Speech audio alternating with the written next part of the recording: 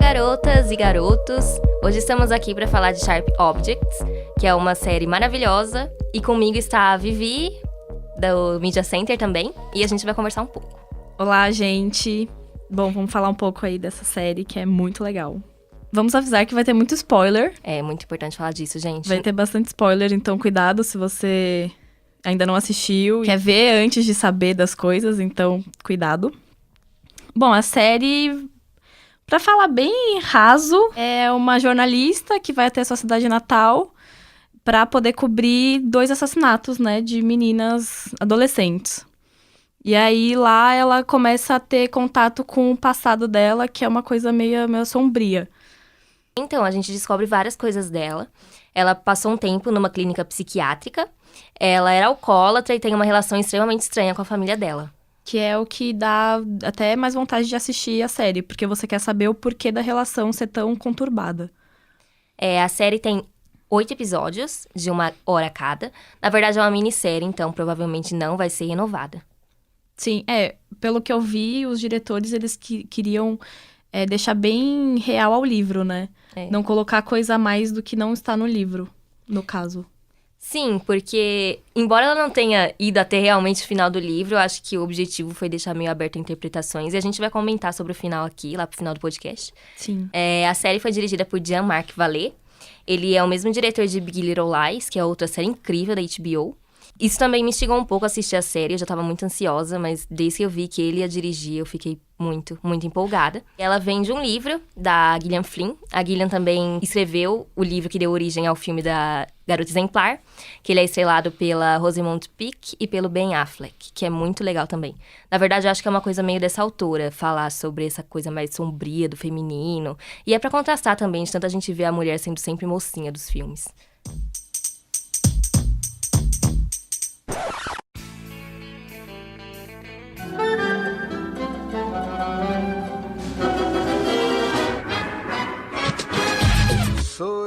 Oh, bella ciao, bella ciao, bella ciao, ciao, ciao. Levado a série.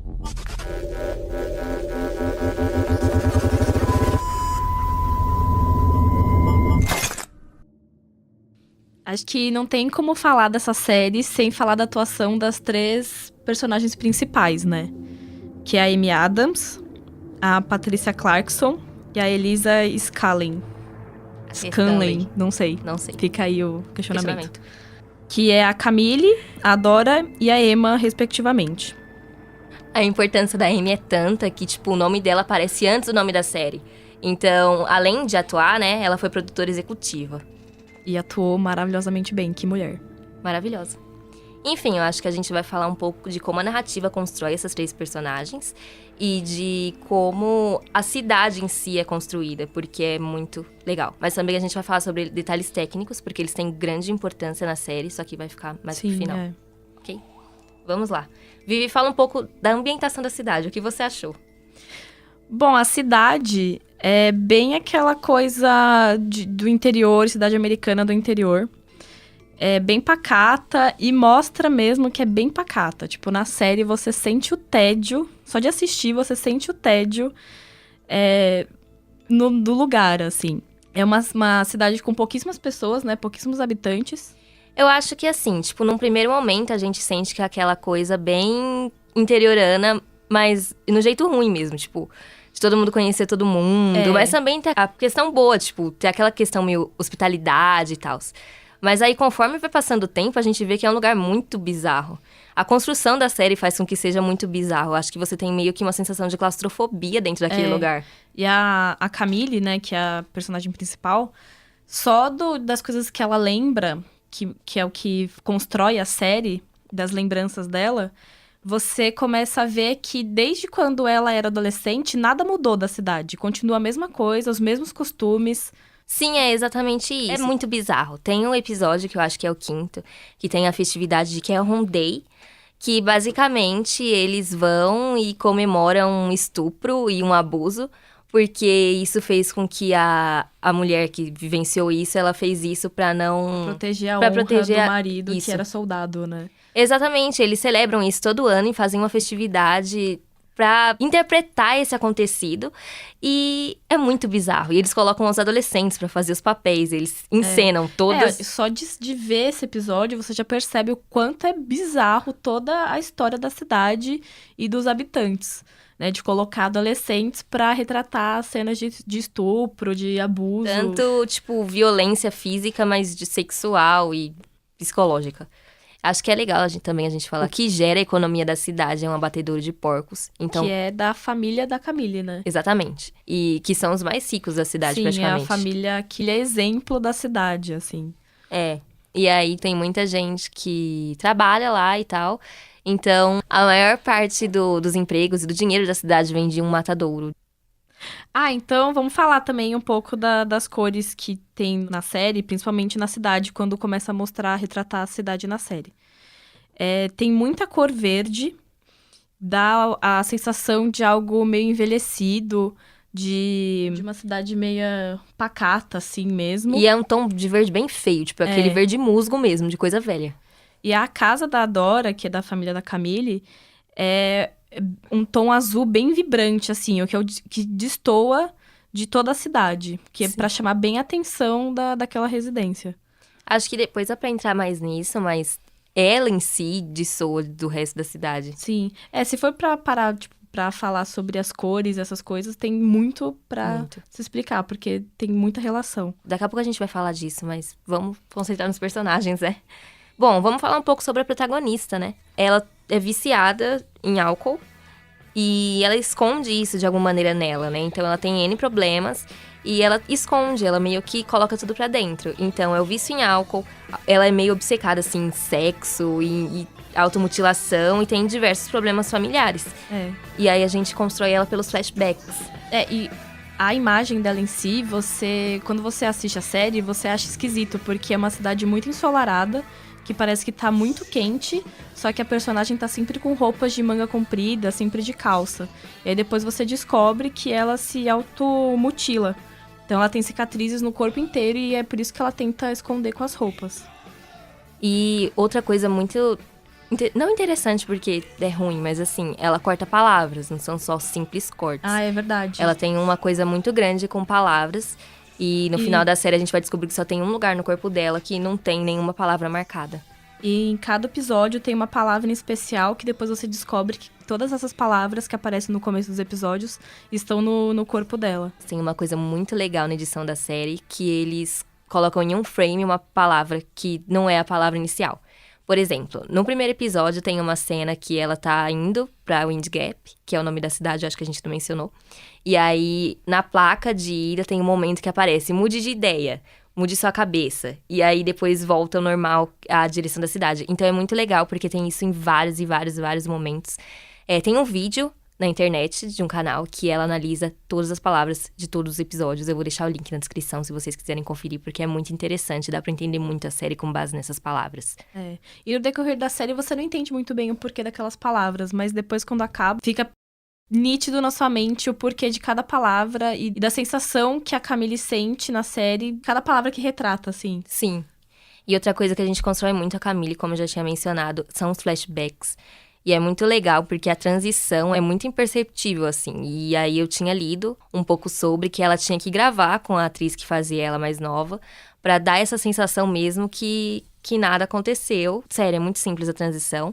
E é incrível, porque é a partir daí que a gente começa a construir a personagem, pensar, tipo, onde saiu esses pensamentos negativos dela. E assim que a gente descobre a passagem pela clínica e a morte da irmã dela, que ela gostava muito, que é a Marion, que tem uma importância enorme na série com o decorrer. Outra coisa também interessante é a câmera, a forma como a câmera é aplicada para construir a Camille. Porque, assim, tem cenas que a gente vê ela muito externamente, e a câmera ajuda a construir essa questão dela ser uma pessoa completamente comum, normal, e a câmera encara ela dessa maneira. Mas tem uma hora que a câmera é mais subjetiva e aí, tipo, dá um plano mais detalhe e a gente vê certamente as cicatrizes dela. Isso é bem raro, mas aí a gente vê que tá mergulhando e a gente fica até meio agoniado, porque parece que você tá invadindo a privacidade da personagem. Exatamente. E isso faz com que a gente conheça ela a fundo depois, né? Aí a gente percebe que a relação dela com a mãe é tão esquisita porque ela sentia isso da mãe desde pequena, né? Essa falta de amor e carinho da parte da mãe. E ela também sentia culpa pela morte da irmã mais nova dela. Ela acha que ela que foi a causadora da morte. E isso que ela leva pra vida dela, que a faz ser tão triste. E agora falando um pouco sobre a mãe dela, né? A Dora, que é a mãe, ela é uma personagem cheia de camada. Assim como, né, as suas filhas. A gente vai entrar na Emma depois. Mas assim, ela é muito perfeccionista, ela quer controlar toda coisa da vida dela e da vida de todo mundo. E ela meio que faz uma teia pra conseguir fazer todo mundo agir do jeito que ela quer. Quando acontece alguma coisa na série que sai do controle dela, ela fica meio em pane, assim, é bem esquisito. E é por isso também que eu acho que ela não tem essa estima pela Camille, justamente por a Camille ser o oposto, né? Ela ser meio rebelde. E aí a gente vê que ela é muito mais que isso. E aí, como eu disse que a Camille tem esses problemas com a mãe, a gente entende um pouco essa relação, porque a Dora teve problemas com a mãe dela, né? Que seria a avó da Camille. A mãe dela beliscava ela quando era pequena, pra machucar mesmo. Uma vez abandonou ela na floresta pra criança voltar sozinha, e ela nunca se sentiu amada pela mãe. E é assim que a Camille se sente também em relação à mãe dela. E é engraçado essa reprodução, porque assim, a Dora também ela fica arrancando os cílios toda hora. É uma forma de se automutilar, né? Sim, assim como a filha, só que ela faz isso porque é menos perceptível. Ela pode se machucar e sentir a dor de uma maneira, mas ainda assim mostrando pra sociedade que ela é perfeita e que tá tudo bem. Sim. E o que é o ponto principal dessa personagem é a síndrome que ela carrega, que é a síndrome de Munchausen. Essa síndrome consiste em uma pessoa que finge ficar doente, mas de uma forma muito grave, tipo, tem uma doença muito, muito grave, pra ter atenção. Só que a da Dora é o contrário, né? Ela tem síndrome de Munchausen por procuração ou por poder, que significa que ela adoece as pessoas ao redor dela pra poder cuidar delas e pagar de heroína e de tô ajudando todo mundo e sou o anjo desse lugar. E aí que você percebe e vai encaixando as coisas. O porquê que a irmã da Camille que morreu ficava tão doente. O porquê que a Dora não gostava da Camille. Porque ela sempre foi resistente nesse ponto de ser cuidada. Ela não queria ser cuidada pela Dora. E a Dora tem paixão por cuidar mesmo das pessoas. A doença dela. Sim, tipo, tem uma cena de flashback da Dora que ela tá com a Marion, que é a irmã mais nova da Camille, no colo. E ela já pega a criança e fala, ai, Deus me deu mais uma bebê doente. Ela morde, né, a bochecha do bebê. Assim como a mãe dela fazia com ela, se a gente for parar pra pensar. Bem bizarro. Tem um caso real sobre. Tem um caso real que aconteceu nos Estados Unidos e também teve um documentário pela HBO. Eu não sei o nome da mulher. O nome da mãe é Didi e o nome da filha é Gypsy. E, enfim, ela fazia a mesma coisa que a Dora, ela raspava a cabeça da menina. A mãe colocou sonda pra menina se alimentava por sonda. Sei lá, praticamente queria matar ela mesmo, assim. E ela não conseguia nem andar. Eu vi uns trechos do vídeo, também vou deixar na descrição, de um vídeo sobre. Até que a menina, por meio da internet, arranjou um namorado virtual e aí ela começou a pescar isso da mãe, que a mãe poderia ter essa síndrome. Enfim, aí eles mataram essa Didi, não sei se é assim que fala. Assim fala.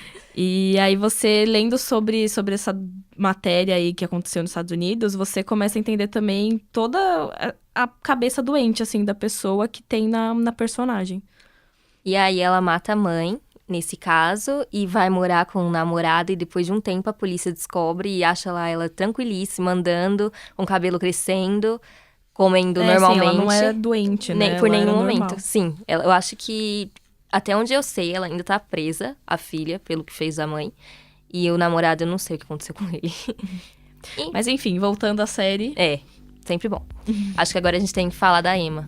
Sim, que, nossa, você vai ter muita raiva dela. Ela é péssima. Ela é doida. Uma ótima atriz, né? Porque você fica com muita raiva dela na série. Ela devia ganhar um Emmy, porque eu acho que ela merece muito. Tipo, gente, ela é muito nova e ela fez aquelas coisas. Eu fiquei, Mas, enfim, quem é essa personagem, gente? Porque a gente pergunta isso a série inteira. Porque, sei lá, todo episódio parece que ela tá diferente. Você fica... Sim, ela tem uma dupla personalidade muito forte, assim. Porque quando você a vê pela primeira vez na série...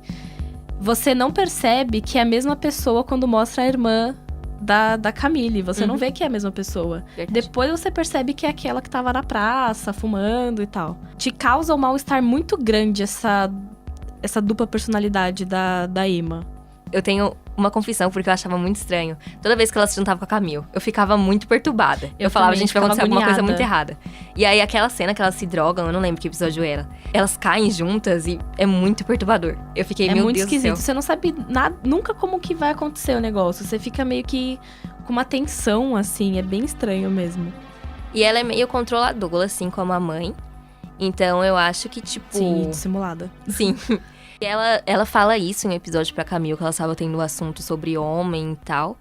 E aí ela fala que finge que dá o controle pra ele, só que ela sabe onde ela tá indo. Sim. Então ela tá no controle sem ninguém saber.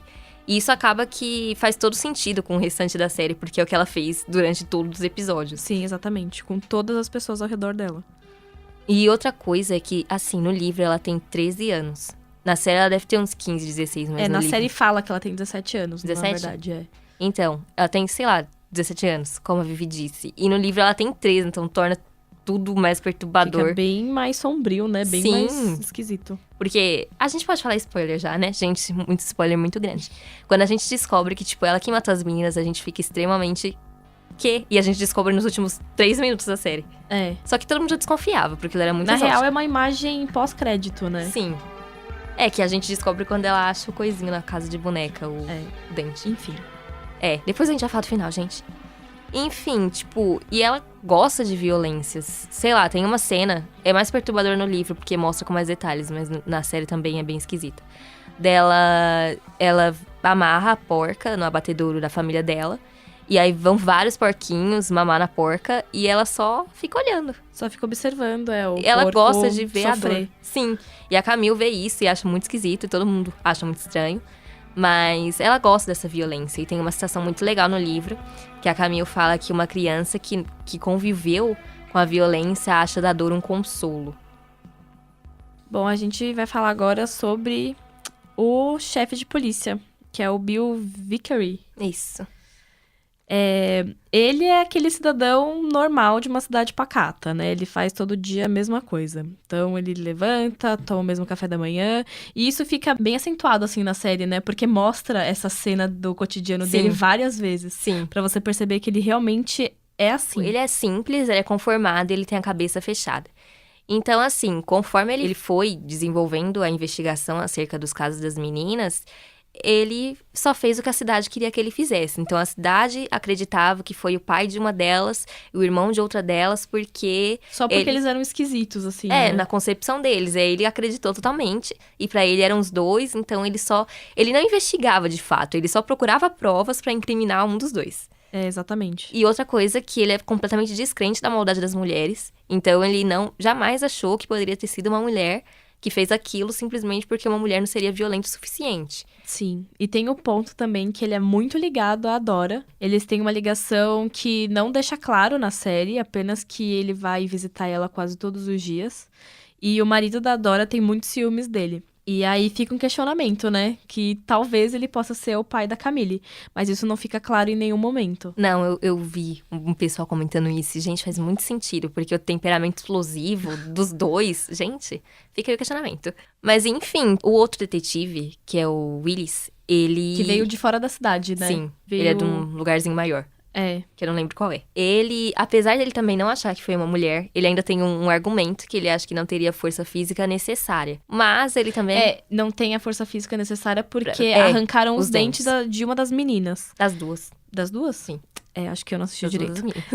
Arrancaram os dentes das duas meninas e ele acabou comprando uma cabeça de porco pra tentar arrancar os dentes na casa dele pra ver se precisava de muita força. E aí que ele fica com esse preconceito aí de que não poderia ter sido uma mulher por conta da força. Enfim, outra coisa interessante questão dessa investigação é que durante toda a série a Camille ela tem aquele pressentimento que foi uma mulher. Só que os dois... Ela fica se questionando e questionando o chefe de polícia, sempre. Sim, e tipo, os dois chefes de polícia acham que não, que foi um homem, mas aí fica aquela coisa, porque você pensa, eles são especialistas nisso e eles estão dizendo que não foi uma mulher, mas ainda assim você meio que justifica porque eles são conformados com aquela coisa. Uhum. E a Camille você tenta justificar pela paranoia dela, porque ela é meio paranoica mesmo. Então você não sabe em quem acreditar. Principalmente nos primeiros episódios, se você fica muito confuso, você não sabe em quem acreditar ali. E agora a gente fala do Alan. Sim, que o Alan é o marido da Dora, que é o padrasto da Camille. Ele é muito esquisito, assim. Eu acho que todo mundo é muito esquisito. É que ele é meio que fora da realidade, assim. Ele não tem uma coisa muito principal na série, né? Ele não, você não vê ele em outro lugar a não ser dentro da casa escutando música clássica. Ele é muito estranho. E eu acho que ficou meio nítido, porque ele sabia o que a esposa dele fazia com as filhas. Sim, é. Mas tudo bem. Eu acho que ou ele ama muito aquela mulher, ou eu não sei o motivo. Porque pra mim, você, sei lá, tirar isso da sua cabeça. Tipo, minha esposa envenena minhas filhas, mas tudo bem. Então tem alguma coisa muito errada com esse homem. Ele tem um conflito interno. Acho que isso não fica muito claro, mas pelos detalhes, que nem a gente tava falando. Ele fica lendo muito a Bíblia todo o tempo, e é principalmente o livro de Reis.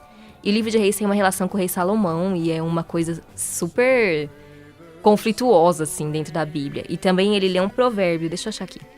É o provérbio 11, do versículo 17. Quem faz o bem aos outros, a si mesmo faz. O homem cruel causa o próprio mal. Então eu acho que ele tem essa culpa mesmo de se sentir mal. Mas, né, por saber o que a mulher dele fazia e não falar nada pra ninguém. E permitir ela ter matado, né, a filha deles. Infelizmente ele tem essa culpa, porém continua sem fazer nada. E no livro... Que é o que ele faz na série, nada. Nada. Porém, algumas coisas que ele fala ou músicas que ele escuta faz a gente entender um pouco mais a série se você prestar bem atenção nesses detalhes. Ele não faz nada e no livro, tipo, depois que a Dora é presa, ele vai perto lá do presídio e segue. E fica lá, vivendo do lado do presídio com a esposa e finge que nada aconteceu. É, isso no livro, né? Porque na série não mostra mais ele depois que a Dora é condenada. Sim, mas também a caracterização do personagem faria ele fazer a mesma coisa. Porque ele continua exatamente. Doido. Enfim, agora finalmente chegamos à parte de detalhe técnico. Porque é uma coisa que me deixou muito empolgada mesmo, porque é muito bom, gente. Enfim, vamos lá. Primeiro, precisamos dizer que a série é construída completamente por meio de detalhes. E a técnica da série é impecável, a ambientação é muito boa. E a fotografia, a direção de design também é muito legal. Sim, é bem... Ao mesmo tempo que é agradável de ver, justamente por ser bem impecável tudo, é o que... Por ser tão impecável e te retratar tanto a realidade daquele lugar, é que te dá uma sensação esquisita ao assistir. Eu vou começar pela paleta. Porque, assim, a paleta cromática da série é muito, muito, muito boa. A gente já falou sobre, tipo, a Camille sempre está de preto e a Dora sempre tá de coisas claras, aquela coisa bem heroína. E outra coisa muito legal da Dora é que ela sempre é colocada entre duas luzes. Tem uma entrevista de um responsável por isso da série falando sobre isso. Que assim, tipo, ela sempre é colocada entre duas cores pra não dar aquela cor bruta, aquela iluminação bruta no rosto dela, que é pra ela ficar meio com essa aura angelical e tal. É. E aí, a única cena externa, ela tá de chapéu. Então, tipo, nunca tem luz bruta no rosto dela. Mostra também como se ela fosse muito frágil, né? Sim. Ela faz essa encenação mesmo de ser sofrida. E a constante presença de verde musgo na cidade, que a gente já comentou. Também a capa da série mesmo é uma imagem da Camille num papel de parede da casa. E esse papel de parede tem uma escala que é a mesma cor do arsênico, que é um veneno. Então faz muito sentido. E o legal também é que o rosto delas tá quebrado, como se elas fossem de porcelana. Sim, é muito exótica essa capa, gente, vejam. Outra coisa muito legal é o veneno, porque o veneno é vermelho, que indica essa coisa meio perigosa e tal. E o frasco do veneno é azul, que é uma coisa meio confiável, assim, como o remédio deveria ser, uma coisa limpa e tal. Então, gente, vamos falar sobre o final, ou sobre o pós-final, que é o que acontece depois do final da série, que acontece no livro, porque eu acho que é legal. Porque quando eu terminei a série, por mais que eu já tenha lido o livro, eu tinha esquecido, porque eu li faz muito tempo. Aí eu fiquei perturbadíssima, e a primeira coisa que eu fiz foi procurar coisas que me contassem o que aconteceu depois, porque eu fiquei muito curiosa. Acho que se você já ouviu até aqui, você já sabe quase tudo, mas agora vai ser o Spoiler Master, então ainda dá tempo de sair e assistir a série antes de ouvir isso. Vamos lá. Você quer comentar primeiro? Não, pode falar. Depois eu falo. Ok. Então, a gente vê lá a ceninha de todas elas muito felizes em St. Louis. Na real, elas começam uma vida do zero, né? Sim. E a Emma faz amizade, então você acha que tá tudo perfeito, que a Emma não era uma grande vilã, que era só coisa da sua cabeça mesmo. E aí acontece isso, que a Emma sai um dia pra brincar com essa menina que ela fez amizade. E aí a Camille acha um tapetinho dentro do lixo e vai colocar o tapete na casa de bonecas da Emma. E aí ela abre e vê todos os dentes no chão. E aí um comentário, porque o quarto da mãe da Dora, lá na casa, o chão era feito de marfim. Sim. E aí, a Emma, ela tem uma casa de bonecas. Essa casa de bonecas é a casa dela, da família dela de Wind Gap, em tamanho pequeno. E a casa da mãe, ela fez com os dentes das meninas que ela matou. E marfim é dente de elefante, gente. se Sim, vocês não exatamente. sabem. E aí você fica tipo, e aí acaba a série. Aí E a aí Emma acaba. vê a irmã dela vendo os dentes no chão. E ela E aí fala, ela fala- não conta pra mamãe. E a série acaba. E aí você a fica série assim. acaba, sobe os créditos e fica, meu Deus, e agora? E aí tem uma cena pós-créditos, que é a cena da Emma e das... Que é muito rápida. Sim, que é a cena da Emma e das Das duas dela lá. dela, Matando uma das meninas, enforcada. E uma cena dela aparecendo toda de branco e tal. Que tem um dado momento da investigação que um menino acha que viu uma mulher vestida de branco. Aí o menino fica confuso. E aí tem essa cena pra explicar. Pra mostrar mesmo, pra quem ainda não tinha entendido a associação dos dentes, aí tem essa cena pra mostrar de vez quem foi que matou. E aí você, porque tem parte da série que você fala, não, quem matou foi a Dora. Aí depois você pensa, não, foi a Dora e a Emma. E aí quando vem o final, que a Dora não tem nada a ver com a situação, nossa, você fica no chão. Olha, eu desconfio até do Alan. A primeira também, vez. Porque ele é muito estranho. Eu falei, gente, esse homem tem que fazer alguma coisa. Ele não pode ser um completo inútil. Mas ele é. Ele é completamente inútil. E a gente nunca sabe muito bem o porquê que a Emma matou as meninas, né? Se foi ciúme da mãe, se foi raiva mesmo. Fica esse final meio que aberto, assim. Só que o que a gente entende é que ela era completamente louca, né? Também. No livro, ela vai ser condenada. A Camille vai entregar ela. Ela vai ser condenada. E aí, um dado momento, a irmã dela vai visitar ela. E ela fala que matou... Que ela ficou preocupada porque as meninas estavam percutando demais. Porque ela sempre ficava doente. Só que a Camille, ela não vê isso. Ela acha que é justamente porque ela tinha ciúme da mãe. E faz sentido, porque uma mãe possessiva e passar isso pra filha. E todo mundo ficou meio afetado pela Dora, assim como a Dora é afetada pela mãe dela. Eu acho que a história conta muito disso. Sim. E ela queria muito a atenção da mãe e depois da irmã, porque ela acaba matando a amiguinha lá que ela fez na Cidade Nova. Porque a amiguinha tava conversando muito sobre jornalismo com ela. Adorava a irmã, a Camille, no caso. E aí a gente percebe que ela tinha esse ciúme. Né, essa coisa de posse, que ninguém mais poderia ter a atenção da Camille ou da Dora, a não ser ela. Sim, e acho que, no geral, é isso, né? É o que a gente tem pra falar hoje, gente. Finalmente gente. É isso. Assistam essa série, porque é muito boa. Não sei se deu pra perceber que ela é tão boa assim, da gente falando, mas ela é muito boa. Ela é muito boa, assistam. Bom, gente, é isso. Eu queria agradecer a Vivi por estar aqui hoje. Não esqueçam de assistir o Caixa de Som. O Caixa de Som é a produção da Vivi, é muito legal. Ela convida sempre vários cantores legais. Assistam, gente, é muito bom. Muito obrigada, foi muito legal falar dessa série que eu amei assistir. Então eu adorei falar sobre ela aqui. E sim, assistam a Caixa de Som. Sigam nossas páginas no Instagram, São Judas Media Center. E também estamos no Facebook, no YouTube, e é isso.